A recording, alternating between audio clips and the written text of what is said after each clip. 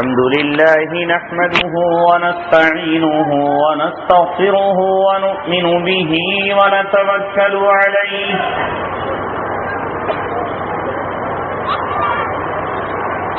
ونعوذ بالله من شرور أنفسنا ومن سيئات أعمالنا من يهده الله فلا مضل له ومن يضلله فلا هادي له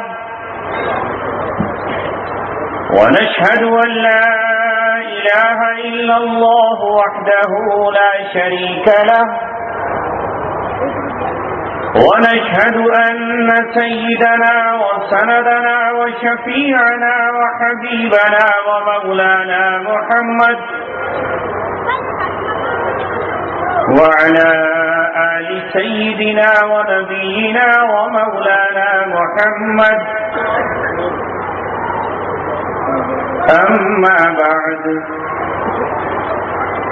قال الله تبارك وتعالى في كتابه الكريم لا يأتيه الباطل من بين يديه ولا من خلفه تنزيل من حكيم حميد وقال الله تبارك وتعالى في كتابه الكريم وأنتم الأعلون إن كنتم مؤمنين قال رسول الله صلى الله عليه وسلم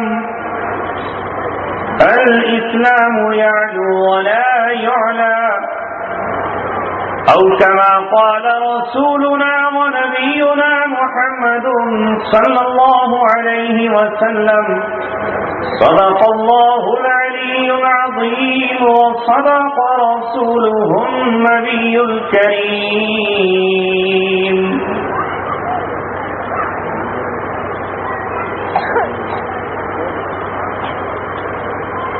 اٹھو میری دنیا کے غریبوں کو جگا دو، اٹھو میری دنیا کے غریبوں کو جگا دو، کافر عمراء کے در و دیوار ہلا دو، سلطانی جمہور کا آتا ہے زمانہ، جو نقش کہن تم کو نظر آئے مٹا دو، جس کھیت سے دہقاں کو میسر نہ ہو روزی اس کھیت کی ہر خوشے گندم کو جلا دو۔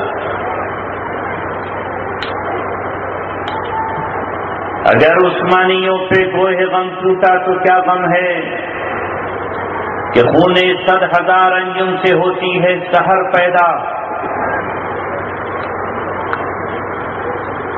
نوا پیرا ہوئے بلبل کے ہو تیرے ترنم سے، کبوتر کے تنے نازک میں شاہی کا جگر پیدا، ہزاروں سال نرگس اپنی بے نوری پہ روتی ہے، بڑی مشکل سے ہوتا ہے چمن میں دیدہ وقت پیدا۔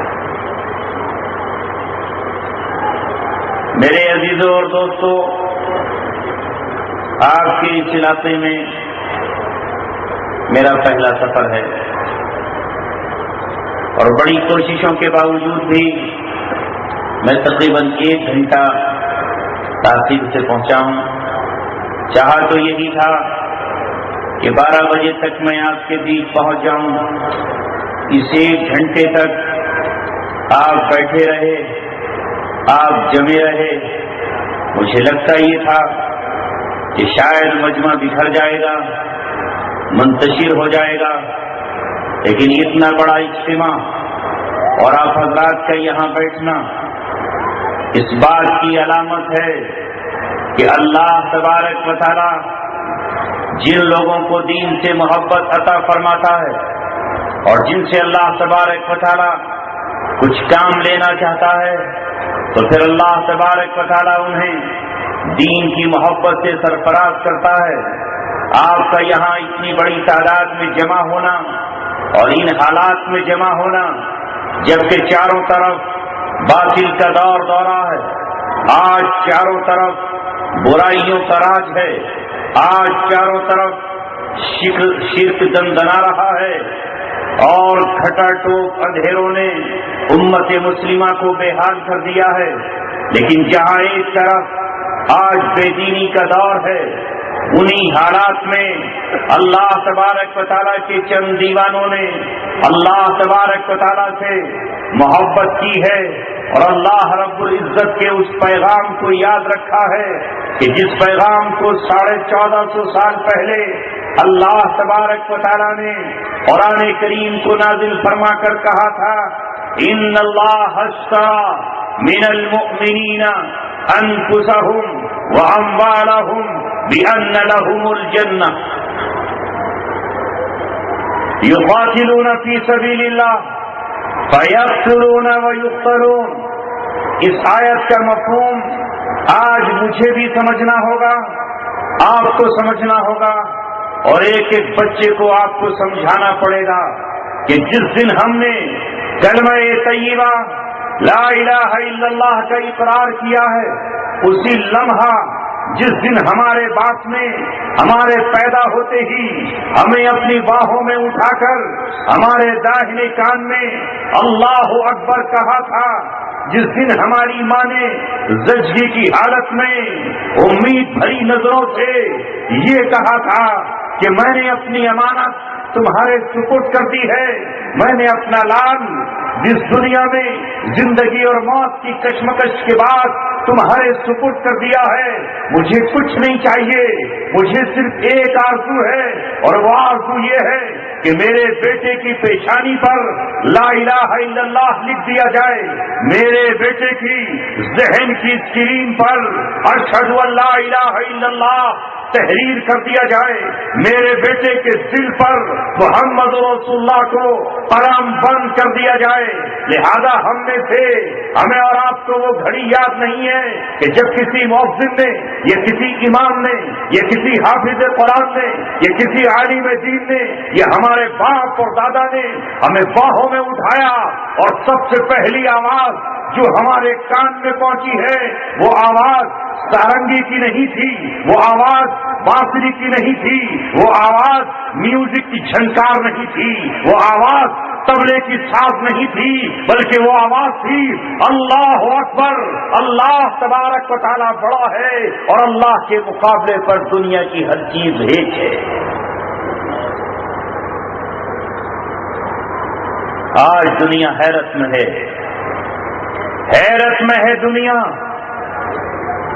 پریشان حال ہے اور وہ امت مسلمہ سے ٹکراتے ٹکراتے اس کا ماتھا چکرانے لگا ہے، ان کے قدم لڑکھڑانے لگے ہیں.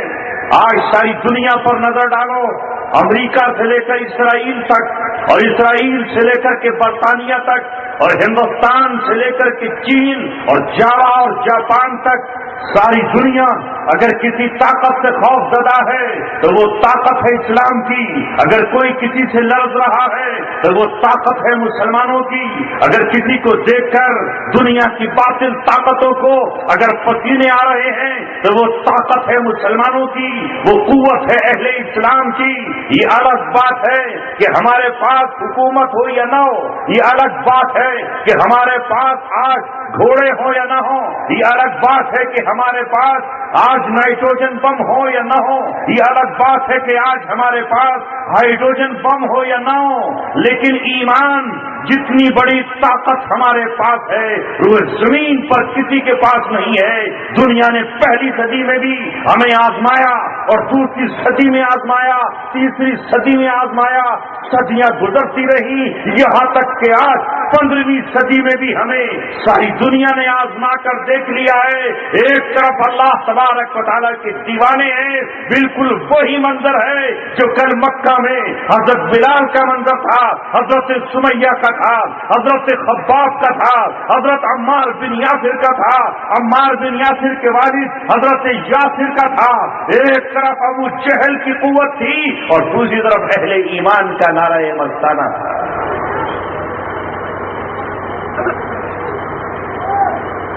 آپ کے قریب ہے دیوبند،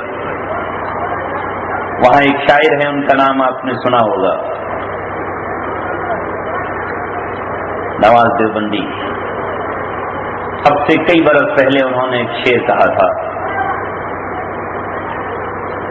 دو چار کیا ہیں سارے زمانے کے باوجود، دو چار کیا ہے سارے زمانے کے باوجود، ہم مٹ نہیں سکیں گے مٹانے کے باوجود، اب بھی بہت غرور ہے ایک ہاتھ پر اٹھے ہے، ایک ہاتھ حادثے میں گنوانے کے باوجود۔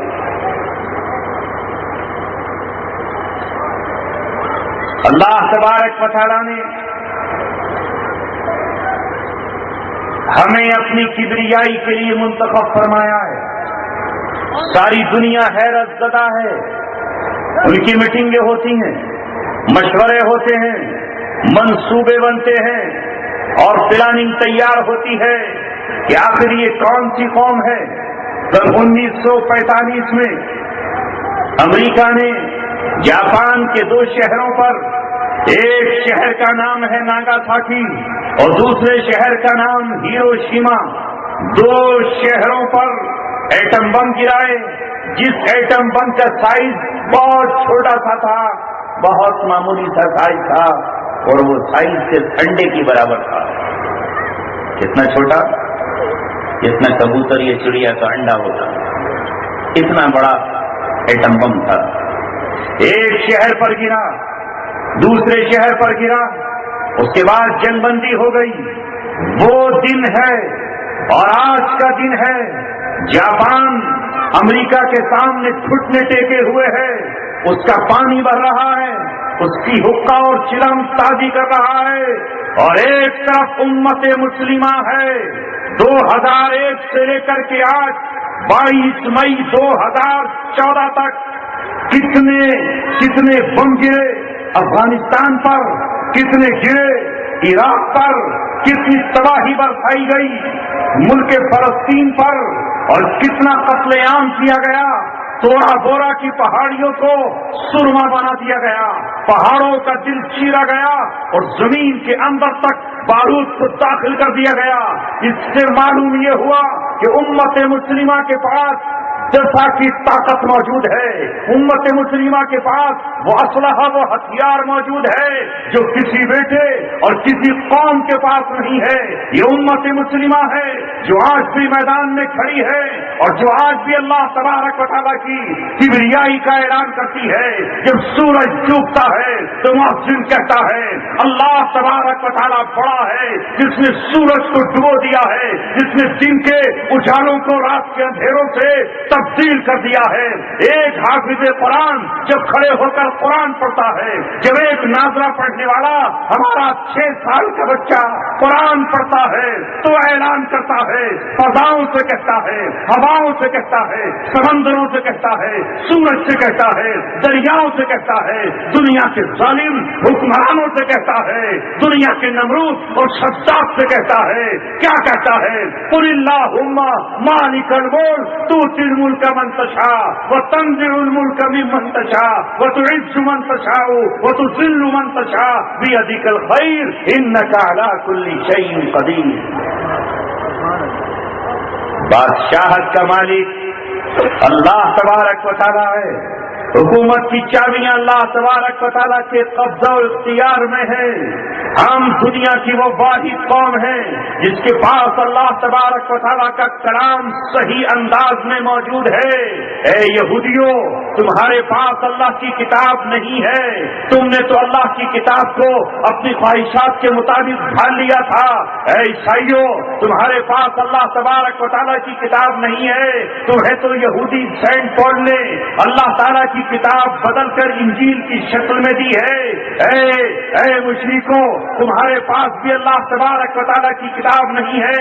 دنیا کی واحد قوم مسلمان ہے جس کے پاس اللہ تبارک و تعالیٰ کا نوشتہ اور اللہ تبارک و تعالیٰ کا صحیفہ، اللہ تبارک و تعالیٰ کی آخری کتاب اسی شان کے ساتھ موجود ہے جس شان کے ساتھ وہ لوح محفوظ میں لکھی ہوئی ہے، اسی آن کے ساتھ موجود ہے جس طرح جبرائیل اسے لے کر آئے ہیں اسی آب و تاب کے ساتھ موجود ہے جس آب و تاب کے ساتھ وہ آج سے 1450 سال پہلے نازل ہوئی تھی. لہذا امت مسلمہ نہ کل بھٹکی تھی نہ آج بھٹکی ہوئی ہے. امت مسلمہ کے پاس قرآن مقدس ہے, وہ اس قرآن کو لے کر آج بھی دنیا کی امامت کا حق رکھتی ہے اور انشاءاللہ ان قریب آنے والے دنوں میں یہی امت ساری دنیا کی رہنما بن کر دنیا کے نقشوں پر ابھرنے والی ہے. جب قرآن پڑھا جاتا ہے تو اعلان کیا جاتا ہے تولج اللیل فی النہار, اے ہمارے رب تو ہی ہے جو رات کو دن میں داخل کرتا ہے. تولج النہار فی اللیل, تو ہی ہے جو رات کو دن میں داخل کرتا ہے اور دن کو رات پہ غالب کر دیتا ہے. وتخرج الحی من المیت, اور تو ہی ہے جو زندہ کو مردوں سے نکال دیتا ہے, زندہ کو مردوں سے نکالتا ہے. بڑا لطیف اشارہ اللہ تبارک و تعالیٰ نے کیا ہے.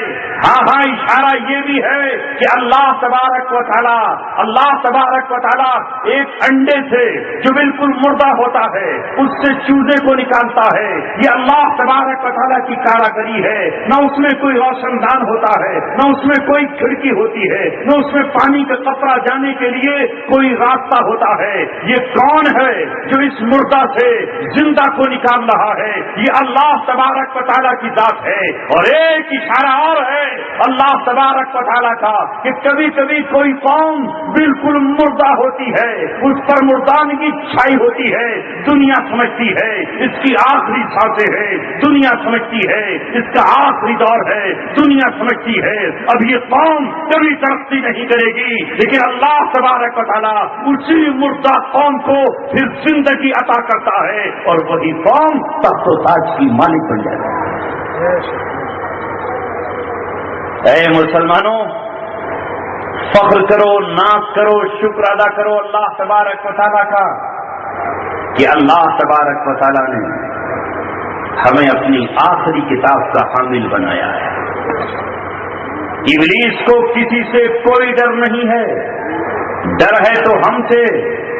ہم جب اللہ تبارک و تعالیٰ کی کتاب پڑھتے ہیں تو آؤ میں آپ کو بتاتا ہوں, بنی اسرائیل مصر میں زندگی گزار رہے ہیں, کتنے کمزور. ابھی تو اللہ تبارک و تعالیٰ کا ہم پر فضل ہے, ہم پر وہ حالات نہیں آئے جو اہل مصر پر, اہل توحید پر آئے. ابلیس کا چیڑا جب 400 سال تک فرعون کے تخت و تاج کا مالک رہا اور سیاہ اور سفید کا مالک بنا, اس نے خواب دیکھا, یہ خواب دیکھا کہ بنی اسرائیل کے گھروں کی طرف آگ آئی لیکن ان کے گھروں کو نہ جلا کر فرعون اور قبطیوں کے گھروں کو جلا دیا. آگ کہاں سے چلی؟ بیت المقدس سے, مسجد اقصی سے مصر میں داخل ہوئی, قبطیوں کو جلا ڈالا. اور بنی اسرائیل جو اس زمانے کے مسلم قوم تھے, اللہ کی چہیتی قوم تھے, ان کے گھر نہ جلے. اس کے بعد اس نے تعبیر پوچھی. تعبیر یہ دی گئی کہ بنی اسرائیل جو تیرے غلام, ان غلاموں میں سے کوئی ایک بچہ شان کا پیدا ہونے والا ہے جس کی بدولت تیرا تاج چھن جائے گا, تیرا تخت الٹ جائے گا, تیری حکمرانی ختم ہو جائے گی, تیرا راج پاٹ چلا جائے گا اور تو بڑا ہو جائے گا. فرعون نے کہا ایسا ہونے ہی نہیں دوں گا, اس لیے کہ میرے پاس قوت ہے, میرے پاس طاقت ہے, میرے پاس زندگی اور موت کا اختیار حاصل ہے.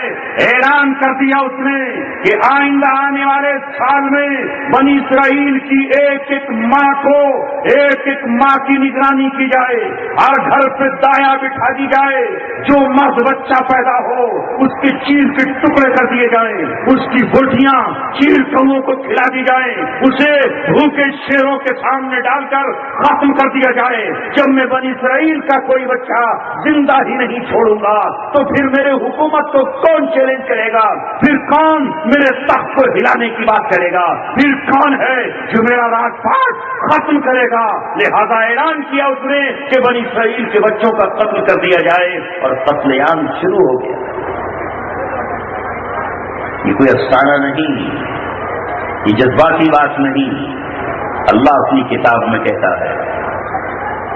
یاد کرو وقت وَإِذْ نَجَّيْنَاكُمْ مِنْ آلِ فِرْعَوْنَ يَسُومُونَكُمْ سُوءَ الْعَذَابِ يُذَبِّحُونَ أَبْنَاءَكُمْ، جو تمہارے بیٹوں کو ذبح کرتے تھے، وَيَسْتَحْيُونَ نِسَاءَكُمْ، اور تمہاری بیٹیوں کو زندہ رکھتے تھے۔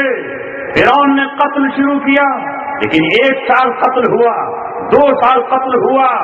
اس کے درباری آ گئے اور کہا کہ غلام قوم کے جب تم نوجوانوں کو مار دو گے اور آنے اس نسل کو تم باقی ہی نہیں رہنے دو گے تو پھر غلامی کون کرے گا؟ تمہاری جوتیاں کون صاف کرے گا؟ تمہارے گھوڑوں کو دانا کون کھلائے گا؟ تمہاری بکریوں کو کون پالے گا؟ تمہارے محل کون تعمیر کرے گا؟ یہ بوڑھے تو مر جائیں گے اور آگے تم نسل کو آنے نہیں دو گے، لہذا اپنا فرمان واپس لو۔ روایات میں لکھا ہے فرعون نے کہا اچھا ٹھیک ہے، 1 سال قتل جاری کیا جائے اور 1 سال قتل کو روک دیا جائے۔ اللہ تبارک و تعالیٰ نے پھر تدبیر کے تحت جس سال قتل رکا اس سال موسیٰ علیہ السلام کے بڑے بھائی حضرت ہارون دنیا میں آئے اور ان کی اس طرح حفاظت فرمائی، لیکن اللہ تبارک و تعالیٰ بھی اپنی قدرت دکھانا چاہتا تھا، ورنہ دنیا یہ کہتی کہ فرعون نے قتل نہیں کرایا تھا اس لیے موسیٰ بچ گئے۔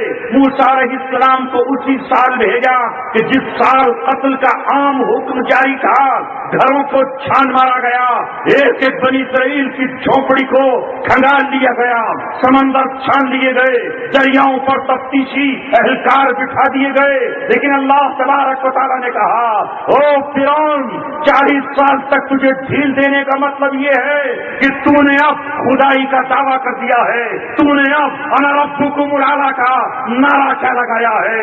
رب تو میں ہی ہوں، پروردگار میں ہوں، خالق کائنات میں ہوں، تیری اوقات اتنی ہے کہ تو ایک انسان ہے، لے جو تیرے حکومت کو الٹنے کے لیے آنے والا ہے وہ اسی سال آیا ہے جس سال تو نے قتل کا حکم دیا ہے، اور میری اب قدرت اور میری تدبیر یہ ہے کہ تو ہی اپنی حکومت کے الٹنے والے کو اپنے گھر میں پالے گا اور پرورش۔ کیا مسلمان ہو؟ مسلمانوں کے لیے موسیٰ علیہ السلام کا واقعہ کم ہے؟ یہ جو چاروں طرف سے شیطان ہمیں ڈراتا ہے، ہمیں گھبراتا ہے، ہمیں موت سے ڈراتا ہے، ہمیں لالچ دیتا ہے۔ موسیٰ علیہ السلام کی تھی زندگی کو کسی شاعر نے قلم بند کرتے ہوئے کہا جب ظلم گزرتا ہے حد سے قدرت کو جلال آ جاتا ہے، جب ظلم گزرتا ہے حد سے قدرت کو جلال آ جاتا ہے، فرعون کا سر جب اٹھتا ہے موسیٰ کوئی پیدا ہو۔ ہمیں اس بات پر فخر ہونا چاہیے کہ ہم اللہ تبارک و تعالیٰ کے سپاہی ہیں، اس کا لشکر ہیں، اس کے فوجی ہیں، ہم اللہ تبارک و تعالیٰ کی جماعت ہیں۔ اللہ تبارک و تعالیٰ نے آج کی صدی میں اپنا کلمہ بلند کرنے کے لیے میری اور آپ کی زبان کو منتخب کیا ہے۔ اللہ تبارک و تعالیٰ نے دنیا کو بتانے کے لیے ہمیں 5 وقت کی نماز عطا کی ہے۔ کب؟ جب سورج اپنے عروج پر ہو اور سورج کی گرمی سے درخت پھول ملا رہے ہوں، پھولوں کی پنکھڑیاں بند ہو گئی ہوں، دریاؤں کا پانی چلنے لگا ہو اور ہر شخص سایہ پکڑ رہا ہو، چھاؤں کی طرف بھاگ رہا ہو، ٹھیک اس موقع پر جب سورج نصف النہار پر ہو اس وقت اللہ تبارک و تعالیٰ سورج کو زوال کا حکم دیتا ہے۔ ادھر سورج کو زوال، ادھر مومن کے لیے ظہر کا وقت شروع ہو جاتا ہے، اور وہ جن کانوں میں انگلیاں دے کر آج کے دور میں لاؤڈ اسپیکر کی آواز سے کہتا ہے اللہ اکبر، اللہ تبارک و تعالیٰ بڑا ہے، پھر کہتا ہے اللہ اکبر، اللہ بڑا ہے، پھر کہتا ہے اللہ اکبر، اللہ تبارک و تعالیٰ بڑا ہے، پھر کہتا ہے اللہ اکبر، اللہ تبارک و تعالیٰ بڑا ہے، اس کے برابر کوئی نہیں ہے، اسی کی قوت، اسی کی طاقت ہے جس نے سورج کو زوال دیا۔ سورج کے زوال کے بعد تیل جنریٹر کا غائب،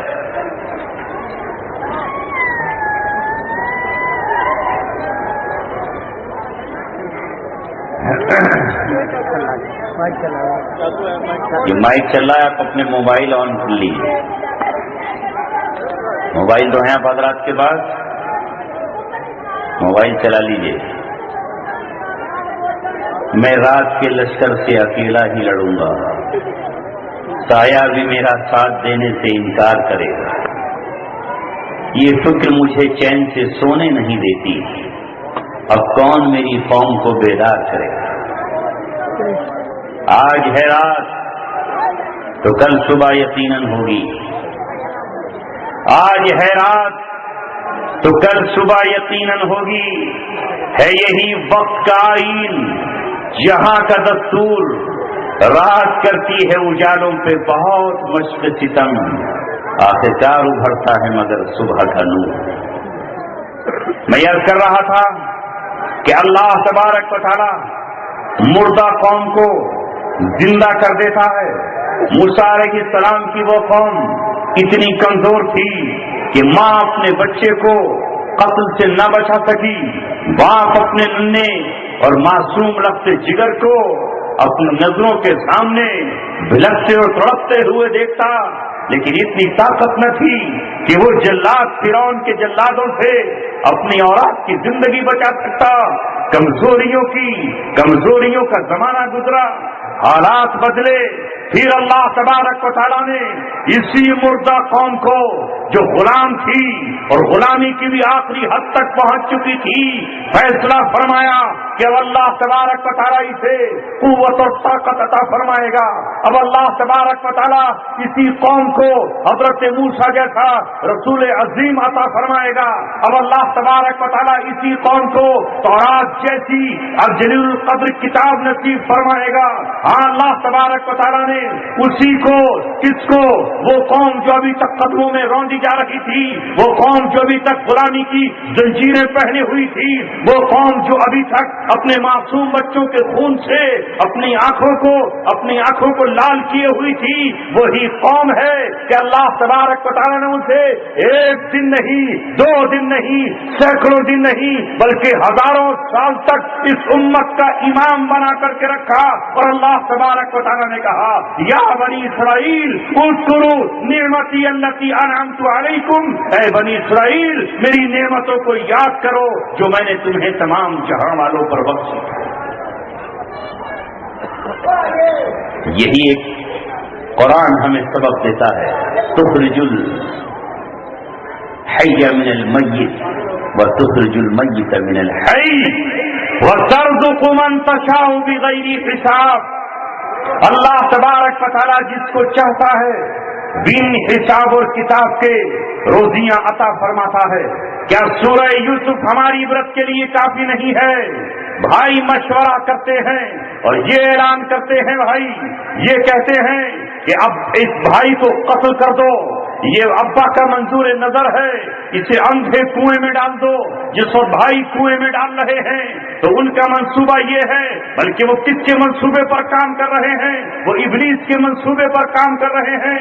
ابلیس نے اندازہ لگا لیا ہے یہ یوسف یعقوب کا بیٹا ہے اور یعقوب اسحاق کا بیٹا ہے اور اسحاق ابراہیم کے بیٹے ہیں اور ابراہیم وہ ہستی ہے جس نے شیطان کے تاروں پود اکھاڑ کر پھینک دیے ہیں اور جس نے شیطان کے نظام کو اپنے پیروں کے نیچے رون دیا ہے۔ ابراہیم اللہ کا وہ خلیل ہے کہ جس کے ہاتھوں خانہ کعبہ تعمیر ہوا ہے۔ ابراہیم وہ ہے کہ جسے اللہ تبارک و تعالیٰ نے اسماعیل جیسا بیٹا نبی عطا کیا ہے۔ ابراہیم وہ ہے جس کا بیٹا اسحاق ہے۔ ابراہیم وہ ہے جس کا بیٹا یعقوب ہے، اور یعقوب کے بیٹوں میں یوسف ہی وہ ہے جس کی پیشانی میں نبوت کا نور ہے، جس کی زبان پر کل اللہ تبارک و تعالیٰ کی کتاب کو آنا ہے، جس کے ہاتھ میں کل اللہ تبارک و تعالیٰ کی کتاب آنی ہے۔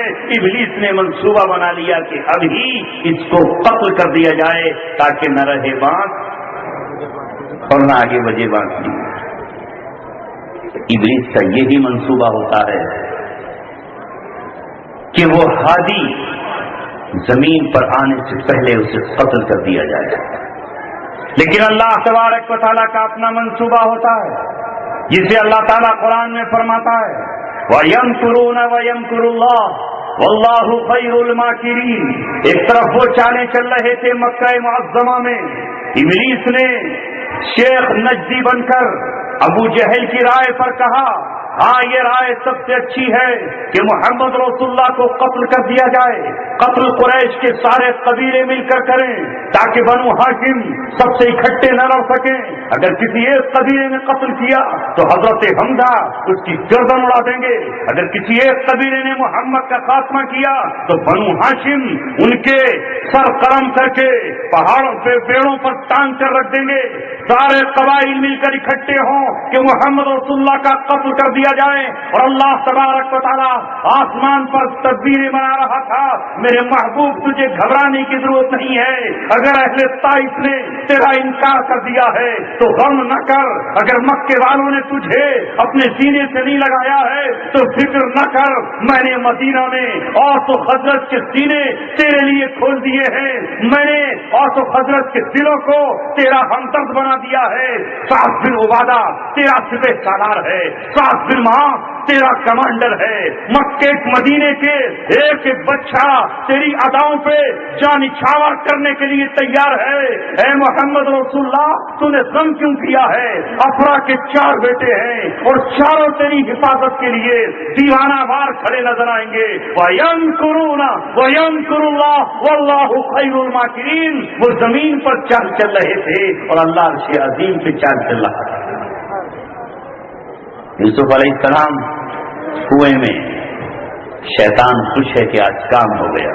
ہم نے پڑھا روایات و تفاسیر میں اللہ تعالیٰ نے ادھر کنویں کی من سے ان کے بھائیوں نے یوسف علیہ السلام کو نیچے پھینکا، ادھر اللہ تبارک و تعالیٰ نے جبریل سے کہا او جبریل آج تیری رفتار کا امتحان ہے، آج تیری قوت اور طاقت کا امتحان ہے۔ کنویں میں پتھر بھی ہیں، ایسا نہ ہو کہ یوسف کا سر کسی پتھر سے ٹکرا جائے، یوسف کو زندہ رہنا ہے، اسے میرا پیغام مصر کی گلیوں میں سنانا ہے۔ جا، روایات میں آتا ہے کہ جس وقت کنویں سے نیچے چلے ہیں حضرت یوسف علیہ السلام، آسمان سے 7ویں آسمان سے جبرائیل نیچے چلے ہیں، ابھی یوسف نیچے نہ پہنچے کہ جبرائیل کھڑے ہیں اور حضرت یوسف کو باہوں میں لے کر کے ان سے پیار کر رہے ہیں کہ یوسف تم موت کے منہ میں نہیں، ابھی تو زندگی تمہارا استقبال کرے۔ کیوں اللہ تبارک و تعالیٰ داستان بیان کر رہا ہے؟ کیا کہہ رہا ہے اللہ تبارک و تعالیٰ؟ سنو، احسن القصص ہم بیان کر رہے ہیں، بہترین قصہ ہم بیان کر رہے ہیں۔ لہذا یوسف علیہ السلام کنویں سے نکل کر قافلے کے ڈول میں آئے اور قافلے نے انہیں بیچا۔ اللہ اکبر! جب قرآن پڑھتے ہیں، سورہ یوسف کو پڑھتے ہیں، امام حرم ترجمہ جانتے ہیں، سورہ یوسف پڑھتے ہوئے ان کی ہچکیاں بن جاتی ہیں، ان کی آواز رک جاتی ہے، سسکیاں نکل جاتی ہیں، کیونکہ ہمیں پتہ نہیں کہ سورہ یوسف میں ہے کیا، اس لیے ہمیں کیا پتا۔ وَشَرَوْهُ بِثَمَنٍ بَخْسٍ دَرَاهِمَ مَعْدُودَةٍ وَكَانُوا فِيهِ مِنَ الزَّاهِدِينَ۔ قافلے والوں کو کیا پتا، وہ تو یہ کہہ رہے تھے کہ ہم یوسف کو بیچ کر چند ٹھیکرے لے لیں، یوسف کو بیچ کر ہم چند درہم و دینار دے لیں. اللہ فرماتا ہے انہیں کیا معلوم تھا جس کی پیشانی میں نور نبوت رکھا ہوا تھا. آئے یوسف کو بازار میں بیچ رہے ہو اور یوسف زبان حال سے کہہ رہے ہیں تم مجھے نہیں جانتے, میں حضرت ابراہیم کا پڑپوتا ہوں, میں حضرت یعقوب کا میں حضرت اسحاق کا پوتا ہوں, میں یعقوب کا بیٹا ہوں. تم مجھے بیچ رہے ہو. ساری دنیا کا حسن ایک طرف اور میرا جمال ایک طرف, ساری دنیا کی خوبصورتیاں ایک طرف اور میری خوبصورتی ایک طرف. مگر آج یوسف علیہ السلام بک رہے ہیں. اللہ تبارک و تعالیٰ کیا کہتا ہے, میرے یوسف میں تجھے آج مصر کی سرزمین پر بادشاہ کے محل میں لے جانا چاہتا ہوں, تیری پرورش بادشاہ کے دربار میں. لیکن آزمائش سے پیچھا نہیں چھوڑتی. مومن کی آزمائش قدم قدم پر ہوگی. آپ یہ نہ سمجھیں کہ ایک دن کی آزمائش سے گزر گئے تو بس نہیں, آزمائش ہوتی رہے گی. ایک فتنے سے بچے تو دوسرا آ گیا. زلیخا آپ کے پیچھے پڑی اور ابلیس نے دوسرا حملہ کیا. اس وقت حضرت یوسف علیہ السلام نے اللہ تبارک و تعالیٰ سے خود کہا, اے میرے مولا, یہ جس چیز کی طرف مجھے دعوت دے رہے ہیں, یہ جدھر مجھے آواز دیتے ہیں, میں آج جیل خانے کو پسند کرتا ہوں, میں آج قید کو پسند کرتا ہوں, میں آج قید میں جانے کو گوارا کرتا ہوں. مولا مجھے جیل عزیز ہے, اس بے حیائی سے مجھے جیل عزیز ہے, اس دنیا کی گندگی سے مجھے جیل عزیز ہے. اللہ تعالیٰ ان کو جیل میں لے گیا. لیکن جب کوئی اللہ کا ولی جیل کے اندر پہنچتا ہے تو وہ جیل نہیں رہتی, وہ خانقاہ میں تبدیل ہو جاتی ہے. حضرت یوسف نے وہاں اپنے باپ دادا کا پیغام سنایا اور نتیجہ یہ ہوا کہ اللہ تبارک و تعالیٰ نے کہا, میرے یوسف بس جیل میں تجھے ہم لے کر آئے تھے, اب جیل سے تجھے ہم سیدھا تخت شاہی پر لے کر جائیں گے. خواب دیکھا بادشاہ نے, وہی خواب 7 بالوں والا, وہی خواب وہ موٹی گائے اور پتلی اور دبلی گائے والا. خواب کی تعبیر کا علم حضرت یوسف کے پاس تھا. آج یوسف علیہ السلام جب جیل سے نکلے تو کہاں پہنچے؟ تخت شاہی پر پہنچے, ملک مصر کے بادشاہ بن گئے.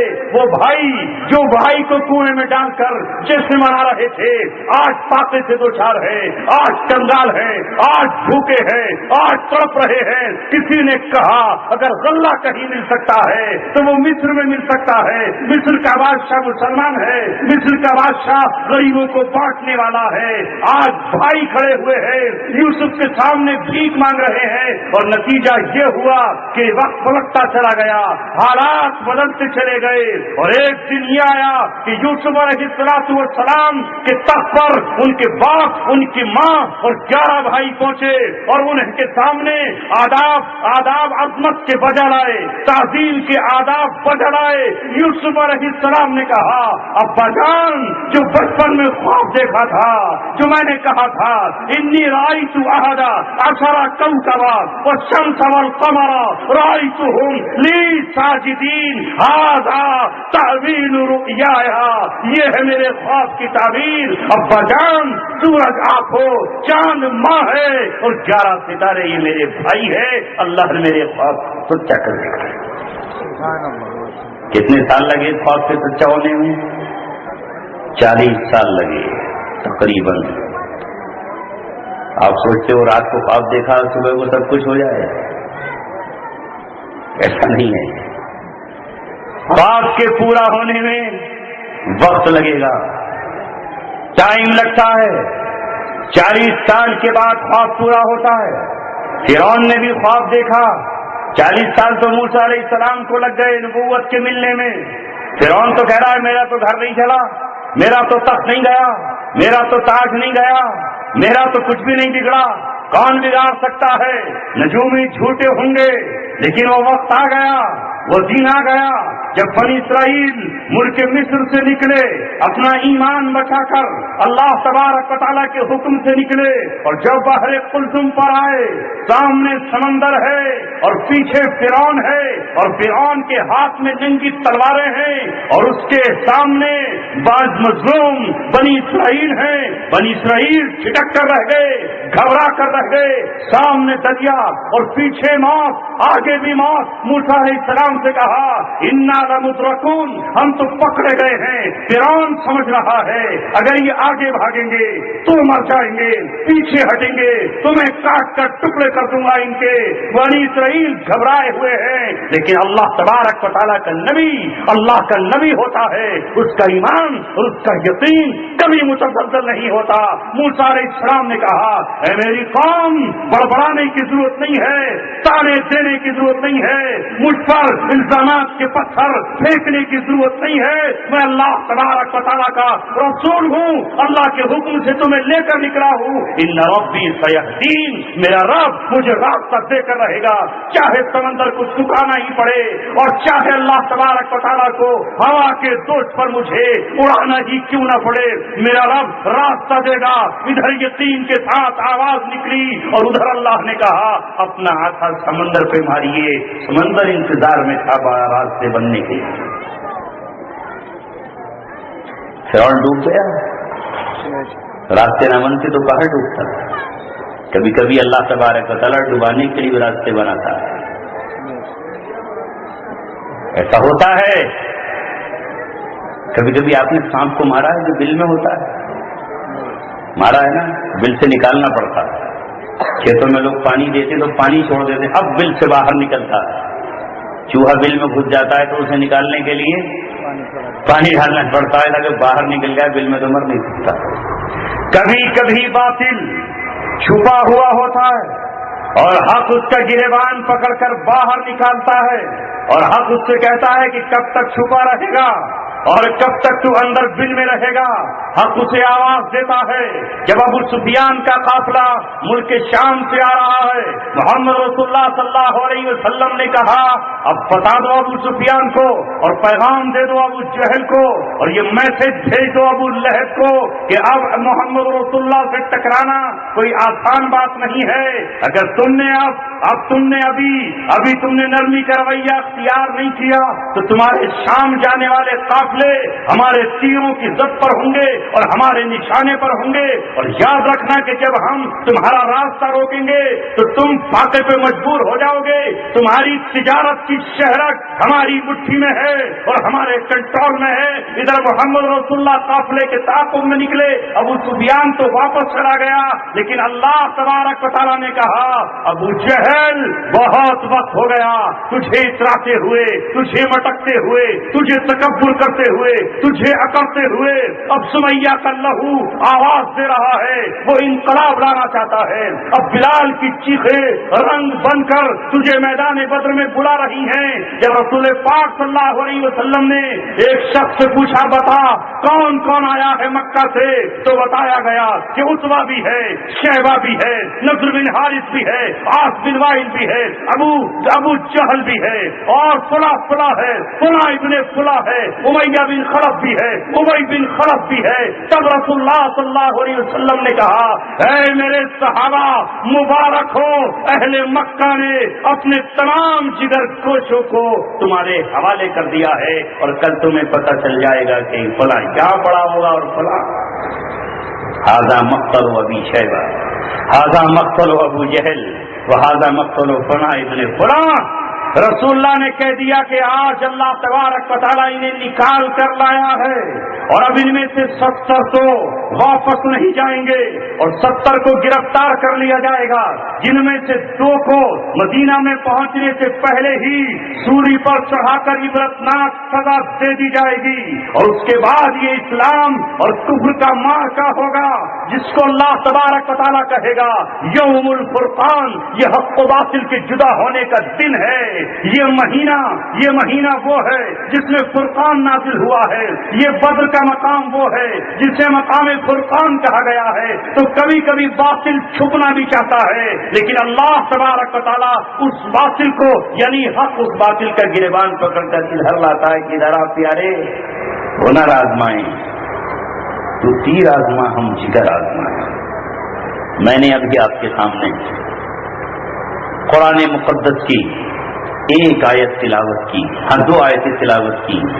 پہلے میں اس کے سلسلے میں تھوڑا آپ سے عرض کر دوں گا، چونکہ موقع ہے ایک دینی ادارے کا اور گفتگو قرآن پہ ہونی چاہیے، چونکہ آج اس امت کی سب سے بڑی کمزوری یہ ہے کہ وہ قرآن سے دور چلی گئی ہے۔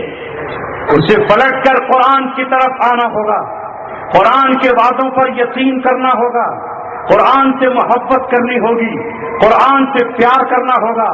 رب کعبہ کی قسم، جس نے قرآن پڑھ لیا، جو قرآن پر ایمان لے آیا، جس طرح قرآن کو فنا نہیں ہے، جس طرح قرآن کبھی فنا نہیں ہوگا، یہی بات چلی تھی اس زمانے میں۔ امام احمد ابن حنبل کا زمانہ تھا، اس زمانے میں ایک غلط فرقہ پیدا ہوا جس فرقے کا نام معتزلہ ہے۔ اس فرقے نے یہ بات کہی کہ قرآن اللہ تبارک و تعالیٰ کی مخلوق ہے۔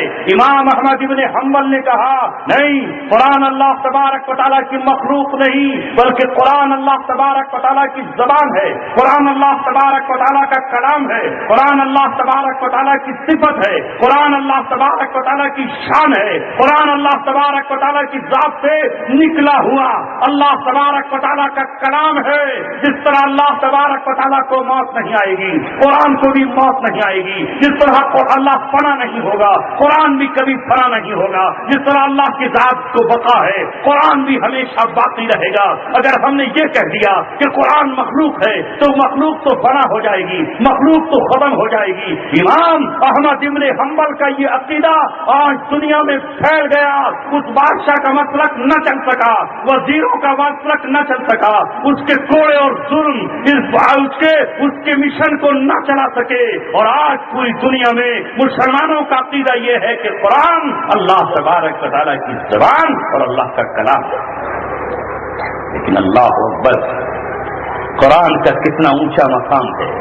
قرآن کہتا ہے اے لوگوں جو مجھ پہ ایمان لے آئے، جو مسلمان ہو جائے، جو مجھے اللہ تبارک و تعالیٰ کی کتاب سمجھ لے، اگر وہ اللہ کے دشمنوں کے ہاتھوں قتل کر دیا جائے یا سولی پر چڑھا دیا جائے یا پھانسی پر لٹکا دیا جائے یا اسے زندہ زمین میں درگور کر دیا جائے یا اس کے خون کو بہا کر زمین کو لال کر دیا جائے، تو یاد رکھے وہ چونکہ مجھے ماننے والا تھا، میں اسے آسمان کی بلندیوں پر لے جاؤں گا۔ وہ مردہ نہیں ہے بلکہ وہ زندہ ہے اور تا ابد زندہ رہے گا۔ اسے مردہ کہنے پر پابندی ہے۔ اور جب قرآن کی محبت میں کچھ لوگ قتل ہوئے، کچھ لوگ مارے گئے، تو لوگوں نے ان کو مردہ کہا، انہیں مقتول کہا، انہیں قتل ہو جانے والا کہا۔ تو قرآن کریم نے کہا وَلَا تَقُولُوا لِمَن يُقْتَلُ فِي سَبِيلِ اللَّهِ أَمْوَاتٌ، جو اللہ کی راہ میں قتل کر دیا گیا ہے، وہ شخص جو قرآن پر ایمان لایا ہے وہ مرنے کے بعد بھی مرا نہیں بلکہ وہ باقی ہے اور زندہ ہے۔ یہی تو مولانا محمد علی جوہر نے کہا تم یوں ہی سمجھنا کہ فنا میرے لیے ہے، پر غیب سے سامان بقا میرے لیے۔ توحید تو یہ ہے کہ خدا حشر میں کہہ دے یہ بندہ دو عالم سے خفا میرے لیے ہے۔ پیغام جو ملا تھا حسین ابن علی کو، خوش ہوں وہی پیغام قضا میرے لیے ہے۔ تو قرآن مقدس سے محبت کرنے والوں سنو، قرآن کریم نے کہا لا یأتیہ الباطل من بین یدیہ ولا من خلفہ تنزیل من حکیم حمید۔ اللہ فرماتا ہے کہ قرآن کے باطل نہ سامنے سے آ کر قرآن کا کچھ بگاڑ سکتا ہے، نہ باطل اندرون رہ کر قرآن کا کچھ بگاڑ سکتا ہے۔ لا یأتیہ الباطل من بین یدیہ، نہ سامنے سے آ سکتا ہے نہ پیچھے سے آ سکتا ہے۔ تنزیل من حکیم حمید، پیچھے سے آنے کا مطلب یہ ہے کہ باطل میں اتنی قوت نہ ہو کہ وہ سامنے سے ٹکرا سکے، وہ سامنے سے مقابلہ کر سکے، وہ اپنا لشکر لا سکے، اس کے پاس حکومت نہ ہو، وہ اندرون خانہ سازشیں کر رہا ہو تو اس کی درپردہ سازشیں بھی قرآن کا کچھ نہیں بگاڑ سکتی۔ اور اللہ یہ بھی کہتا ہے ممکن ہے جس طرح رات دن پہ غالب آ جاتی ہے، جس طرح رات اندھیرے اجالوں پر چھا جاتے ہیں، ممکن ہے زمین پہ باطل کا راج ہو جائے، زمین پر کفر کا راج ہو جائے، زمین پر کوئی ظالم مسلط ہو جائے، فوج اس کے قبضے میں ہو، سمندروں پر اس کا کنٹرول ہو جائے، ہواؤں میں وہ اپنے ہتھیار لا کر کے رکھ دے، اور زمین پر بھی اس کی فوجیں پڑی ہوئی ہو، اور وہ اسلام کے خلاف اٹھ کر آئے اور وہ قرآن کے خلاف اٹھ کر آئے، تو اللہ تبارک و تعالیٰ فرماتا ہے کہ سامنے سے بھی باطل اس کا کچھ نہیں بگاڑ سکتا ہے۔ قرآن زندہ ہے، تازندہ ہے، کوئی نہیں اسے روک سکتا ہے۔ میں نے کل ہی اس موجودہ صدی سے پہلے 19ویں صدی کی بات کرتے ہوئے بلاسپور میں یہ بات کہی تھی کہ 70 سال تک سرخ ریچھ روس کی شکل میں قرآن کا مقابلہ کرتا رہا، امام شامل مقابلے پر اٹھے، قتل کر دیے گئے، اس نے تاجکستان کو روندا، اس نے ازبکستان پر قبضہ کیا، اس نے قزاقستان پر قبضہ کیا، اس نے آرمینیا پر قبضہ کیا، اس نے آذربائیجان پر قبضہ کیا، اس نے مسلمانوں کی اسلامی ریاستوں کو نگل لیا، اور وہ یہ سمجھ رہا تھا کہ اب قرآن اس دھرتی پر نہیں پڑھا جائے۔ وہ سمجھتا تھا کہ اب قرآن پڑھنے والے یہاں کبھی پیدا نہیں ہوں گے، لیکن صرف زیادہ دن نہیں گزرے، 70 سال اسے صرف دندرانے کا موقع ملا۔ 1979 میں جس وقت وہ افغانستان میں داخل ہوا تو قرآن سے محبت کرنے والی قوم جس نے قرآن سے حقیقی محبت کی تھی، میں اس ماں کو مبارکبادی پیش کرتا ہوں کہ جس ماں نے آج تک اپنا برقع نہیں اتارا، اس افغانستان کی ماں کو ہم مبارکبادی پیش کرتے ہیں کہ جو ایران کی طرف نظروں سے نہ دیکھا، جس نے پاکستان کے شہر کراچی کی تہذیب کو نہیں اپنایا، جس نے ہندوستان کی اور روس کی تہذیب کو نہ اپنایا، اس نے آج بھی اپنا برقع پہنے ہوئے ہے۔ اور جب یہ قوم جو قرآن سے محبت کرتی تھی، جو قرآن سے عشق و پیار کرتی تھی، اٹھ کھڑی ہوئی، کچھ نہیں تھا اس کے پاس سوائے اللہ تبارک و تعالیٰ کی مدد کے۔ زیادہ دن نہیں، 1979 سے لے کر 1989 تک صرف 10 سال لگے۔ ان 10 سالوں میں دنیا کی سپر پاور طاقت کو یہ احساس کرا دیا کہ اللہ تبارک و تعالیٰ زمین و کائنات میں موجود ہے اور اللہ کی کتاب قرآن موجود ہے۔ اور جب روس بکھرا اور جب ان کے مجسموں پر لوگوں نے توڑ کر پیشاب کر دیے تو تاجکستان سے لے کر چیچنیا تک کوئی وادی ایسی نہیں تھی اور نہ آج ہے کہ جہاں آج قرآن نہ پڑھا جا رہا ہو اور جہاں مسجدوں سے اذانیں نہ آ رہی۔ یہ وقت ہے قرآن کی عظمت کے بیان کرنے کا اور ساری دنیا کو پیغام دینے کا۔ سنو دنیا والوں جو یہ سمجھتے ہیں کہ قرآن کے دشمن کامیاب ہو جائیں گے، نہیں ہو سکتے، اس پر مت جاؤ۔ جس پر قرآن اترا ہے وہ تنہا تھا، اکیلا تھا، اس کا کوئی بھائی نہیں، اس کی کوئی بہن نہیں، اس کا چچا ساتھ تک نہیں تھا، اس کے چچیرے بھائی عقیل اور طالب تک ساتھ نہیں تھے، اکیلا ہے در یتیم، آمنہ کا لخت جگر۔ لیکن جب وہ قرآن پیش کرتا ہے دنیا سمجھتی ہے یہ چراغ اب بجھا، یہ روشنی اب گل ہوئی، اس کی تحریک اب پڑا ہوئی، اللہ نے بیٹا دیا، آسمانوں پر خوشیاں منی، زمین پر خوشیاں ہوئی، فرشتے جھوم اٹھے، اللہ نے محمد رسول اللہ کو بیٹا دیا ہے۔ لیکن خدا کی حکمتوں کو کون جان سکتا ہے؟ چند ہی دنوں کے بعد اللہ نے بیٹا واپس بلا لیا، سورج گرہن ہوا، سورج کو جب گرہن لگا تو دنیا نے یہ کہا کہ محمد رسول اللہ کے بیٹے کا انتقال ہو گیا ہے، اس لیے سورج غمزدہ ہے، اس لیے سورج کو کہن لگ گیا ہے۔ خدا کی قسم یہ رسول تھے، رسول اپنی لیڈری چمکانے نہیں آتے، رسول اپنی بات کہنے نہیں آتے، وہ اللہ کی بات کہنے آتے ہیں۔ یہاں اگر کوئی اور ہوتا تو یہ کہتا ہاں ہاں میرے بیٹے کی وجہ سے سورج کو غم ہوا ہے، سورج رو رہا ہے، سورج تڑپ رہا ہے، سورج کو کہن لگ گیا ہے۔ لیکن آقا سرکار مدینہ نے فرمایا نہیں، ان الکسوف والخسوف، سورج کا کہن اور چاند کا کہن من آیات اللہ، اللہ کی آیتوں میں سے ہے، اس کا میرے بیٹے سے کوئی لینا دینا نہیں ہے، اس کا میرے بیٹے سے کوئی تعلق نہیں ہے۔ یہ تو اللہ تبارک و تعالیٰ کی قدرت ہے، جب چاہے چاند کو ڈبو دے اور جب چاہے سورج کو ڈبو دے، جب چاہے سورج کو بے نور کر دے اور جب چاہے چاند کا نور چھین لے۔ انبیاء میں اور دنیا کے دوسرے لیڈروں میں یہی فرق ہے کہ انبیاء اپنی عبادت اور اپنی شان کو بڑھانے کے لیے نہیں آتے۔ بہرحال جب رسول اللہ صلی اللہ علیہ وسلم کے بیٹے کا انتقال ہوا تو ابو جہل مٹکنے لگا، ابو سفیان ناچنے لگا، عتبہ شراب کے جام پینے لگا، نضر بن حارث طوائفوں کو نچانے لگا، عاص بن وائل مٹھائی تقسیم کرنے لگا۔ کفر کے خیموں میں خوشیاں ہیں، اسلام کے خیمے میں مایوسی ہے۔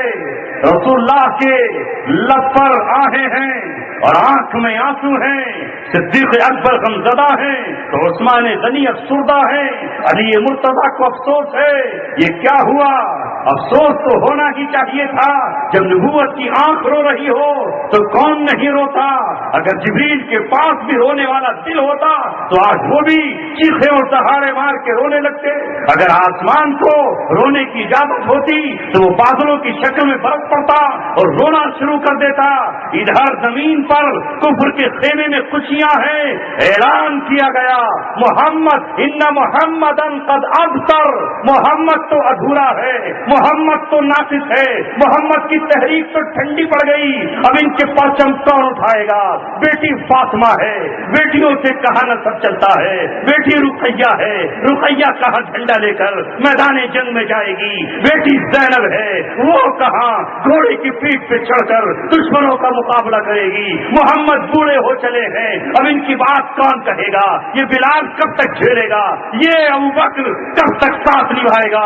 اعلان کر دیا ان شانی عطا، اعلان کر دیا گیا کہ محمد کی شان تو ابتر ہے۔ زمین پر جب یہ منصوبے بن رہے تھے اللہ تبارک و تعالیٰ نے کہا اے جبریل جا قرآن کی آیت لے کر جا، میرے محبوب کی طرف سے اعلان کر دے میں نے اپنے نبی کو کوثر عطا کی ہے، انا آتینا کل کوثر، میرے محبوب تجھ سے بیٹا لیا ہے لیکن بیٹے کے بدلے میں نے تجھے کوثر عطا کی ہے۔ اور سن لے محمد کا باغی سن لے، محمد کا دشمن سن لے، ان محمدن ابتر کا نعرہ لگانے والے سن لے، ان شانیہ کا ہوا لبتر، میرے محمد کا دشمن ناقص اور ادھورا ہے، وہ تم کٹا ہوا ہے، ایک دن یہ آئے گا کہ اس کا کوئی نام لیوا نہیں۔ سنو قرآن کی بشارت اور قرآن کی وعید، سنو قرآن کس وقت کہہ رہا ہے جب ولید بن مغیرہ کے ساتھ اس کے 10-11 بیٹے ہیں اور اپنے وہ 11 بیٹوں پر ناز کر رہا ہے۔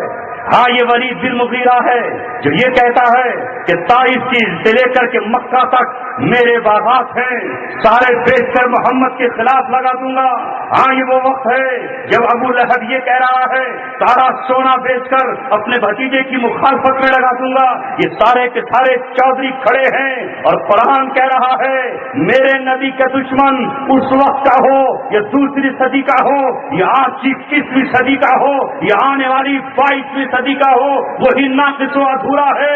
آج مسلمانوں نظر دوڑاؤ اور ذرا مکہ مکہ اور مدینہ کو چھان مارو، جزیرہ عرب کو چھان مارو، ہے کوئی ابو جہل کا نام لیوا، ہے کوئی ابو لہب کا نام لیوا، ہے کوئی عتبہ کا نام لیوا، ہے کوئی ابو سفیان کا نام لیوا۔ ابو سفیان کو بھی 13 سال کے بعد یا 8-10 سال کے بعد محمد رسول اللہ کے قدموں میں آنا پڑا۔ وہی ہندا جو محمد کی مخالفت میں اپنے شوہر کو گالیاں دیتی ہے، فتح مکہ پر اپنے بیٹے امیر معاویہ کو لے کر آتی ہے، برقع اوڑھ کر آتی ہے اور کہتی ہے کہ بھتیجے تجھ پر ایمان لاتی ہوں۔ اکرمہ جو ابو جہل کا بیٹا ہے آج محمد رسول اللہ کا غلام بنا ہوا ہے۔ سن 8 ہجری میں صلح حدیبیہ کے بعد ولید بن مغیرہ کا بیٹا خالد بن ولید اسلام قبول کرتا ہے۔ عاص بن وائل کا بیٹا عمرو بن عاص اسلام قبول کرتا ہے۔ خالد بن ولید روم کو فتح کرتا ہے، عمرو بن عاص مصر کو فتح کرتا ہے۔ اللہ نے اعلان کر دیا ابھی تم نے دیکھا کہا ہے، کل وہ دن آنے والا ہے کہ تمہاری ہی اولادیں محمد رسول اللہ کا دست و بازو بنی ہوئی۔ اس لیے قرآن کے دشمن ہوش میں رہیں، جو بھی مقابلے پر آیا وہ بچا نہیں۔ آج کے عیسائی ہوں یا آج کے بت پرست ہوں، کتنے ہی اکٹھے ہو جائیں، کتنی ہی طاقت جمع کر لیں، کل برطانیہ بھی ایسے ہی دندناتا ہوا آیا تھا۔ جن اکابرین کے پڑوس میں ہم بیٹھے ہیں، جس دارالعلوم دیوبند کا آج تذکرہ دنیا کے ہر کونے میں ہوتا ہے، اس وقت برطانیہ بہت قوت اور طاقت میں تھا اور اس نے یہ سوچ رکھا تھا کہ ہمارا مد مقابل اسلام ہے، ہم اسلام کو تباہ کر کے رہیں گے، ہم اسلام کو دنیا سے مٹا کر رہیں گے، ہم خلافت عثمانیہ کے ٹکڑے ٹکڑے کر ڈالیں گے، کر دیے ٹکڑے ٹکڑے۔ لیکن انہیں معلوم نہیں تھا جہاں میں اہل ایمان صورت خورشید جیتے ہیں، ادھر نکلے ادھر ڈوبے، ادھر ڈوبے ادھر نکلے۔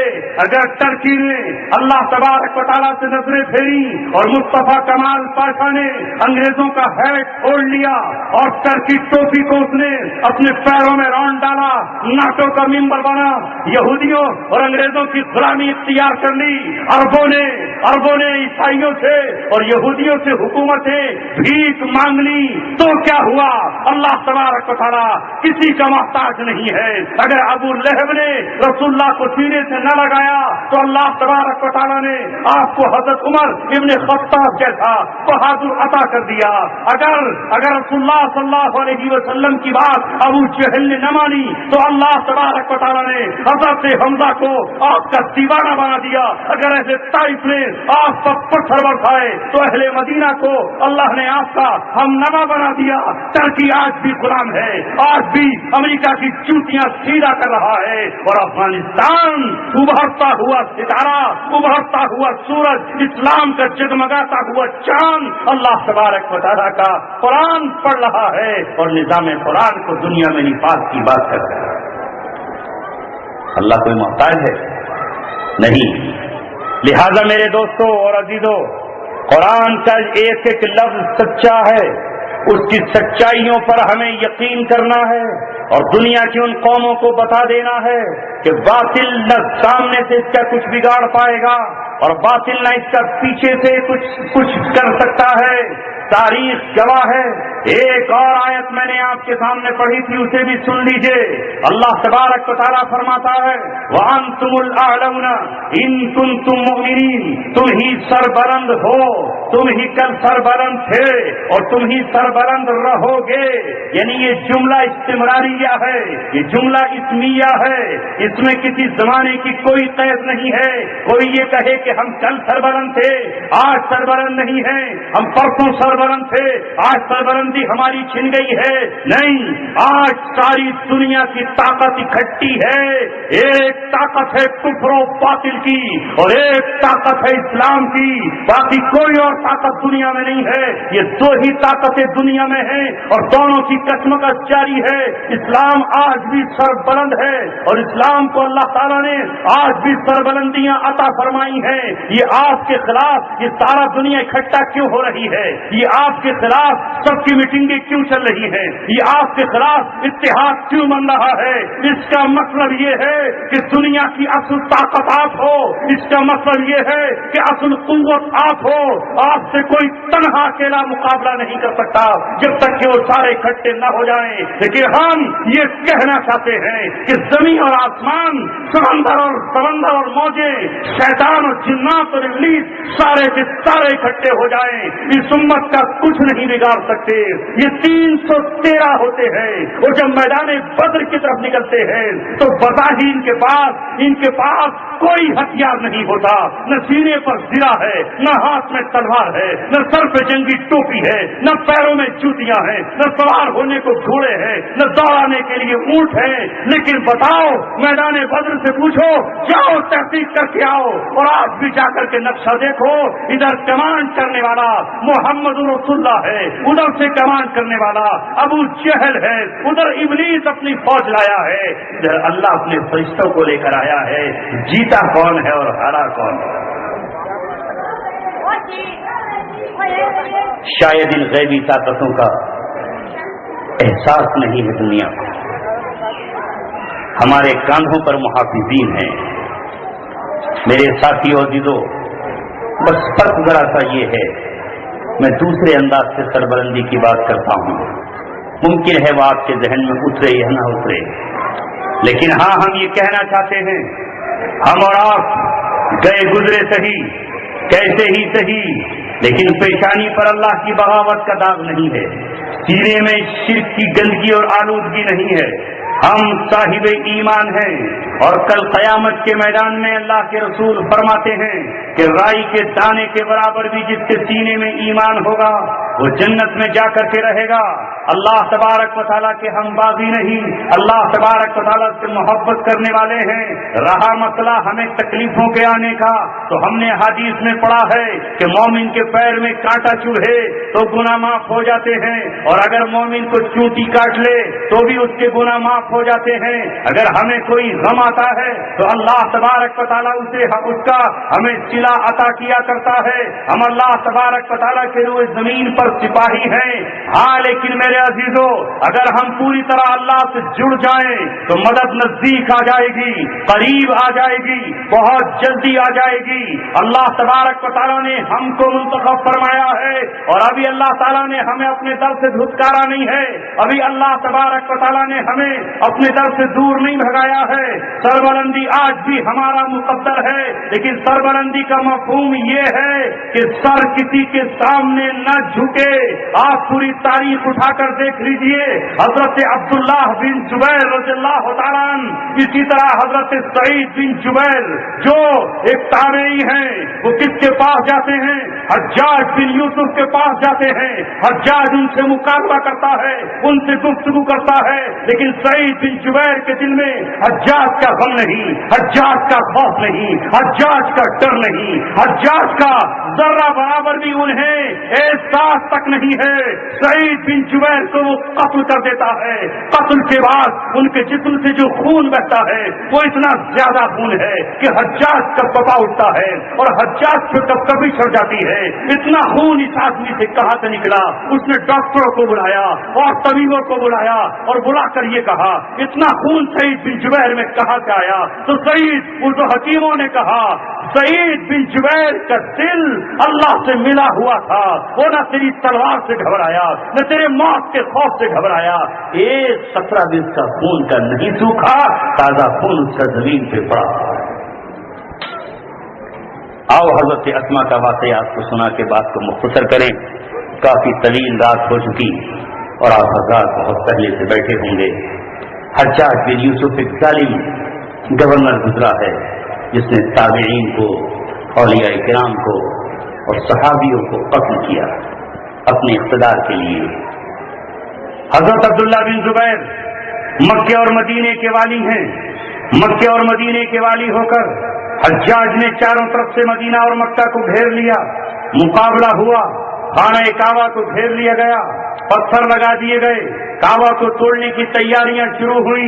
हज्जाज बिन यूसुफ ने एक पर्चा भेजा کہ اے عبداللہ بن زبیر، اگر تو ہتھیار ڈال دے اور تو سرنڈر ہو جائے تو میں تیری زندگی بخش سکتا ہوں اور تجھے موت سے بچا سکتا ہوں۔ عبداللہ بن زبیر کی والدہ جو حضرت ابوبکر صدیق کی امی ہیں، جو حضرت ابوبکر صدیق کی بیٹی ہیں، حضرت زبیر کی بیوی ہیں، عبداللہ بن زبیر کی والدہ ہیں، حضرت عائشہ کی بہن ہیں، لہذا انہوں نے اپنی والدہ کو جو بوڑھی ہو چکی تھی خط دکھایا اور کہا ماں میں چاروں طرف سے گھر گیا ہوں، چاروں طرف سے فوجوں نے گھیر لیا ہے، تم سے مشورہ یہ ہے کہ میں مقابلہ کرتا رہوں یا میں ہتھیار ڈال دوں؟ تو حضرت اسماء رضی اللہ تعالیٰ عنہا نے کہا او میرے لال، او میرے لخت جگر، تیری رگوں میں ابوبکر صدیق رضی اللہ تعالیٰ عنہ کا خون ہے اور تیری رگوں میں تیرے والد زبیر بن عوام کا خون ہے، وہ زبیر بن عوام جو عشرہ مبشرہ میں سے ہیں، جنہوں نے مکے میں 12 سال کی عمر میں رسول اللہ صلی اللہ علیہ وسلم سے اس وقت کہا تھا کہ جب رسول اللہ کی یہ خبر پتہ چلی کہ آج رسول اللہ کو شاید قتل کر دیا گیا ہے، حضرت زبیر جن کی عمر 12 سال تھی تلوار لے کر مکہ میں نکلے، راستے میں رسول اللہ ملے، کہا کہاں جا رہے ہو زبیر؟ گھبرائے ہوئے کہا مجھے خبر یہ ملی تھی کہ تمہیں قتل کر دیا گیا ہے، میں آپ کو ڈھونڈنے نکلا تھا، میں آپ کی لاش کو دیکھنے نکلا تھا۔ تو حضرت رسول اللہ نے مسکرا کر کہا اے زبیر اگر میرا قتل ہو گیا ہوتا تو تم کیا کرتے؟ تو 12 سال کی عمر میں حضرت زبیر بن عوام نے کہا رب کعبہ کی قسم اگر تم قتل ہو جاتے تو پورے مکے کی وادیوں کو کافروں کے خون سے بھر دیتے۔ اللہ کے رسول نے کہا زبیر قیامت تک جتنی تلوار اسلام کی اٹھیں گی، آخری دور تک صبح قیامت تک جو مجاہد تلوار اٹھائے گا اس تلوار کا ثواب تیرے نامہ اعمال میں لکھا جائے گا۔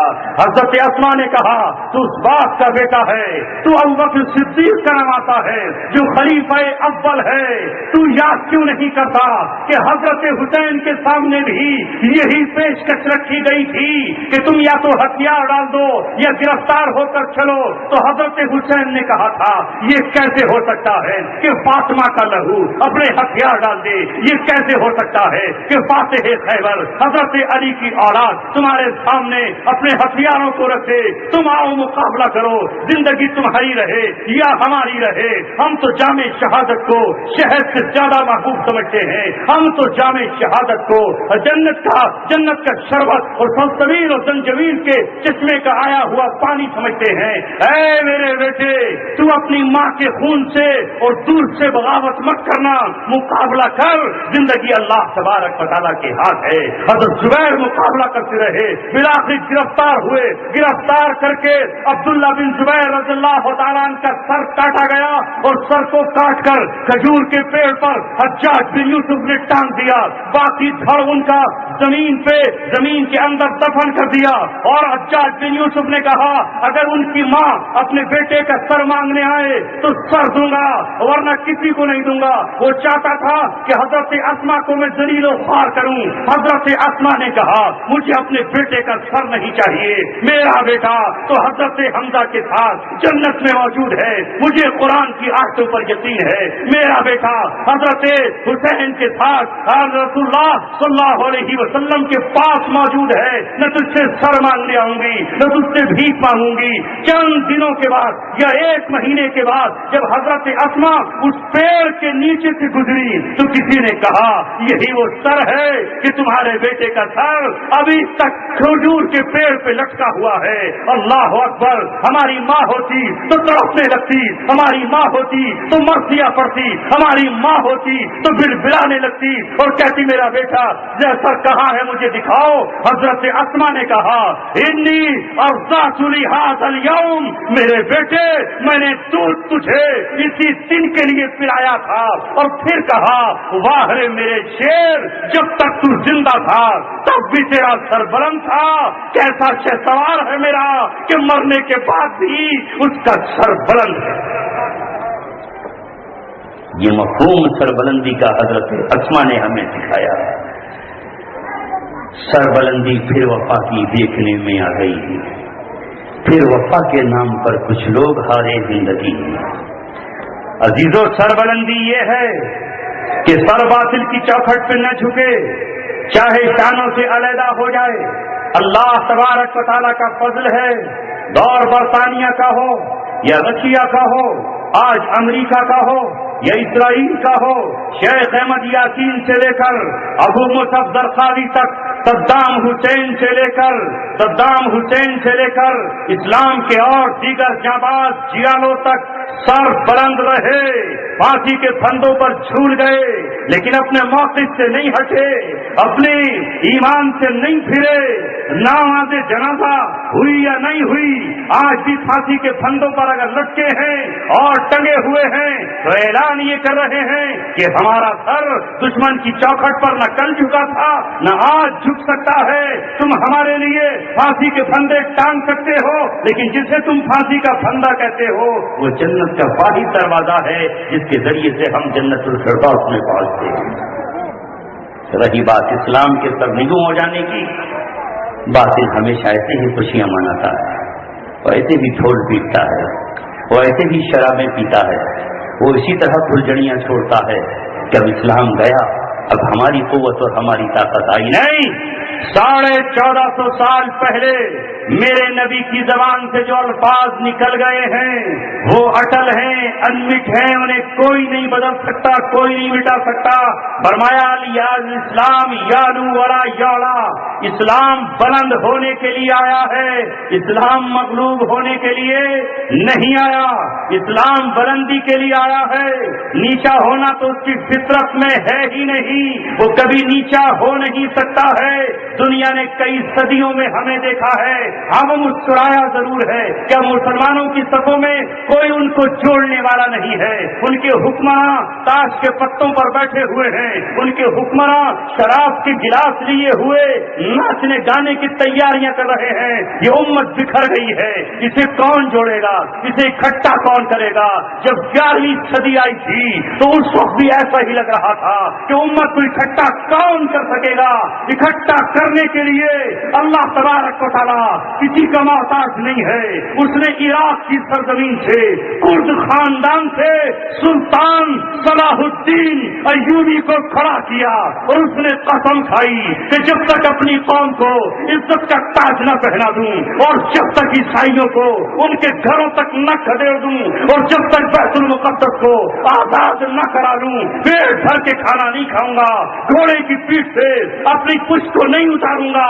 اللہ تبارک و تعالیٰ نے اس نوجوان کو وہ قوت اور طاقت عطا فرمائی کہ عیسائیت کی کوکھ میں آج تک اس سے درد ہوتا ہے، اور جب کوئی جبے سالار اسلام کا اٹھ کھڑا ہوتا ہے، زوخار زودائف کی شکل میں جب کوئی کھڑا ہوتا ہے، ابو مصعب زرقاوی کی شکل میں جب کوئی کھڑا ہوتا ہے، شیخ عمر بغدادی کی شکل میں یا ابو بکر بغدادی کی شکل میں یا ایمن الزہراوی کی شکل میں، تو اسے لگتا ہے کہ کہیں کس امت کی کسی ماں نے پھر صلاح الدین تو نہیں جن دیا جو اپنی قوم کو پھر اکٹھا کر لے۔ تم کتنا ہی کچھ کرو، اللہ تبارک و تعالیٰ جب چاہے گا فرعون کا بھیجا نکالنے کے لیے بنی اسرائیل مظلوم سے موسیٰ کو پیدا کرتا رہا ہے۔ جب نمرود نے نمرودیت کا نعرہ لگایا ہے تو آزر کے گھر سے، صنم پرست سے، صنم فروش سے، بت فروش کے یہاں سے ابراہیم کو پیدا کیا ہے جس نے بتوں کو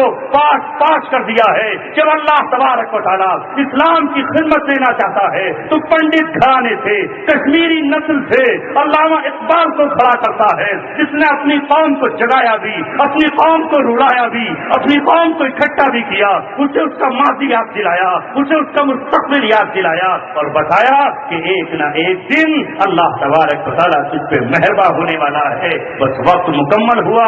اللہ تبارک و تعالیٰ میرے اور آپ کی آمد کو، آج کے اجلاس کو قرآن کی نسبت پر جمع ہونے کو قبول فرمائے۔ وآخر دعوانا الحمدللہ رب العالمین۔